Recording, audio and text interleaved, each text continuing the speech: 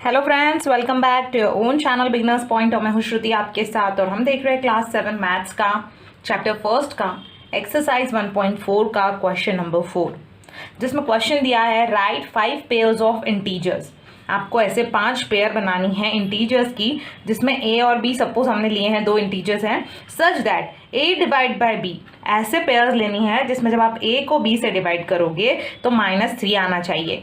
एक एग्जाम्पल हमें दिया है जैसे 6 और -2 लिया है, तो 6 और -2 में -3 कैसे आया? जैसे आपने 6 को -2 से डिवाइड किया, तो अगर हम 6 को 2 से डिवाइड करते हैं तो 3 आता है। 6 डिवाइड बाई 2 दैट इज 2 3 6 होता है, तो यहाँ पर 3 आया। और साइन माइनस की क्यों आई है? क्योंकि हमें एक नंबर माइनस चाहिए, मतलब आंसर हमारा -3 चाहिए, तो एक नंबर में हमने माइनस लगा दिया है, तो इस तरह से -3 आया। अब हमें इसके और भी एग्जांपल्स लेने हैं। 5 पेयर ऑफ इंटीजर्स ऐसी बतानी है आपको। सपोज अब 6 और 2 ले लिया है, अब हम लेते हैं अगर 9 डिवाइड बाय 3 करते हैं, तो 9 को डिवाइड करेंगे 3 से तो हमारा आंसर 3 आएगा, लेकिन हमें क्या चाहिए? -3 चाहिए। -3 लाने के लिए आप इन दोनों में से एक नंबर को नेगेटिव कर लो, इसको ले लो नेगेटिव, इस तरह से ले लिया, आया -3। नेक्स्ट अब अगर हम देखते हैं जैसे 12 है डिवाइड बाय 4 है, 12 को 4 से करते हैं तो 3 आता है, लेकिन हमें क्या चाहिए? -3 चाहिए, तो हम -12 कर देंगे। एक साइन जो हमारी नेगेटिव हमें चाहिए, तो तभी हमारा आंसर जो है -3 आएगा। अब अगर मैं लूँ 24 डिवाइड बाय 8, क्योंकि 8 3 24 होता है, तो ये फिर 24 को 8 से करोगे तो 3 आएगा, लेकिन हमें आंसर क्या चाहिए? -3। तो आप चाहो दोनों में से किसी भी नंबर को नेगेटिव कर दो, मैंने 24 को कर दिया है। इस तरह से आप जिस नंबर को चाहो उस नंबर को कर सकते हो। अब अगर मैं ले लूँ 3 डिवाइड बाय 1, ये भी -3 आ सकता है, लेकिन कब? जब इन दोनों में से एक नंबर नेगेटिव हो। मैंने -3 ही ले लिया, -3 को 1 से डिवाइड करोगे तो -3 आएगा। एक और एग्जाम्पल हमें लेना है, कोई भी और ले सकते हैं आप। जैसे हम ले लेंगे 27 डिवाइड बाय 9, ऐसा ले लिया। 27 को 9 से डिवाइड करोगे तो आंसर आएगा 3, लेकिन हमें चाहिए -3, तो हमने 9 को माइनस ले लिया। दोनों में से कोई एक नंबर को आपको क्या लेना है? नेगेटिव साइन देना है, तभी आपके आंसर में नेगेटिव साइन आएगी।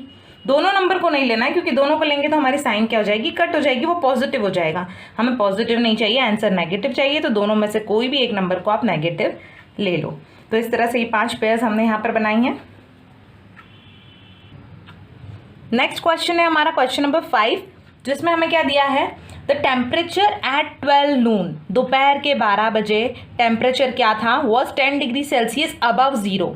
अबव 0 का मतलब क्या है कि नंबर लाइन पे देखो तो अगर हमारा ये 0 है और 0 के अबव साइड में, मतलब ऊपर 0 से ऊपर 10 डिग्री है, मतलब +10 डिग्री का टेम्परेचर है।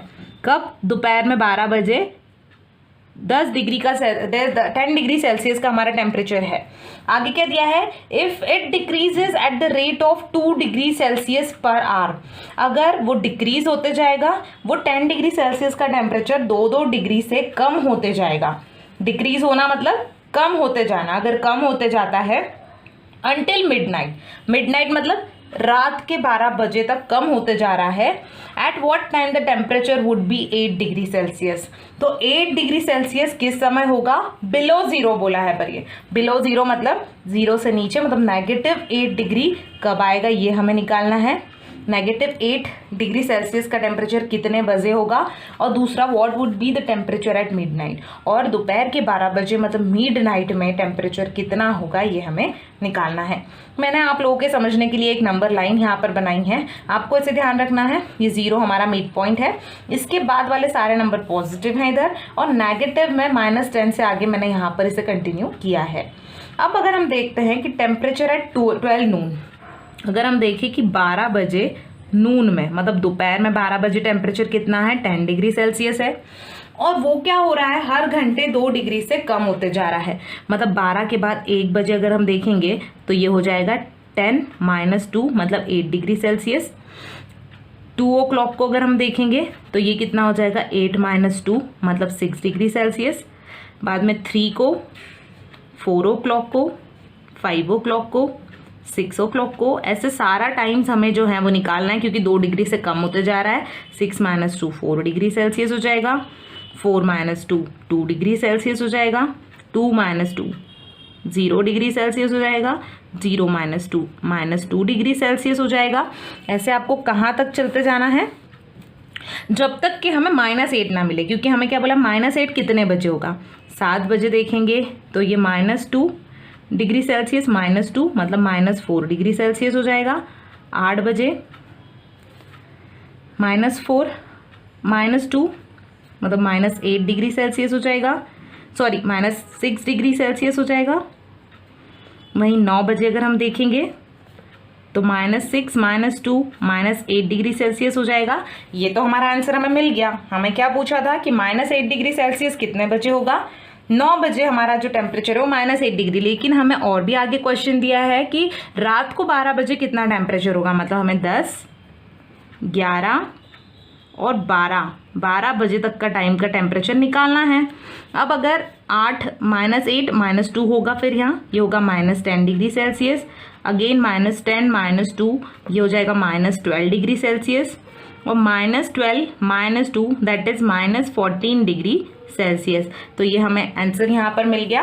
पहला क्वेश्चन ये था कि अगर वो डिक्रीज हो रहा है 8 डिग्री बिलो जीरो से 8 डिग्री नीचे जाएंगे तो कितना टेम्परेचर होगा, मतलब सॉरी 8 डिग्री सेल्सियस नीचे जाएंगे टेम्परेचर तो कितने बजे होगा।